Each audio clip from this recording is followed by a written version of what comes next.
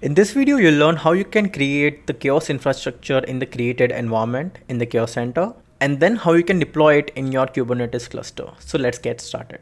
Here you can see this pop-up where it says that we need to enable the chaos center in environment in order to create our first chaos experiment. So let's go to the environments. So these environments are basically a place where you install your chaos infrastructure. It basically acts as an additional level of abstraction in order to categorize your infrastructures. So let's create a new environment. Let's name this development. Then you can choose any of the one production or pre-production based on whatever category you want to categorize your infrastructure in. I'll just save for pre-production, and there we go. Now in this environment, I have to add chaos infrastructures. So the chaos infras are the target deployment that sits in your clusters, discovering your application services so that we can target them and perform chaos on them. Let me enable the chaos and let me add the name as development infra and next. So you can choose any of these configuration based on your requirement. You can give cluster wide access if you want to perform and monitor chaos in all the namespaces in your cluster, or you can, if you want to perform chaos in a particular namespace, you can go with a specific namespace access as well.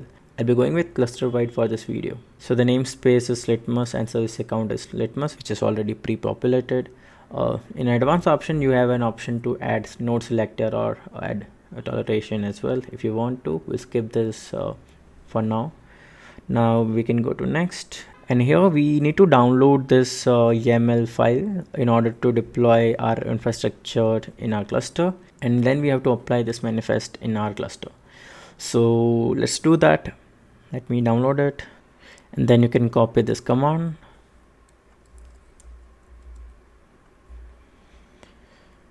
and go back to the terminal. Here I'll just paste the command and change this with the path of the file,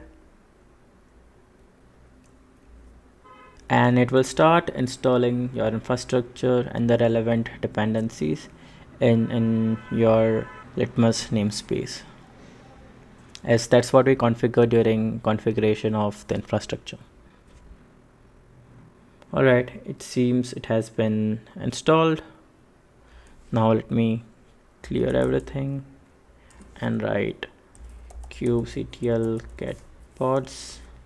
So you can see there are few more pods added in this particular namespace, which are exporter, operator, tracker, subscriber, workflow controller, and these are the infra side services which will be responsible for performing chaos in your target resource. Now let's go back to the chaos center and hit done, and you can see it has been connected.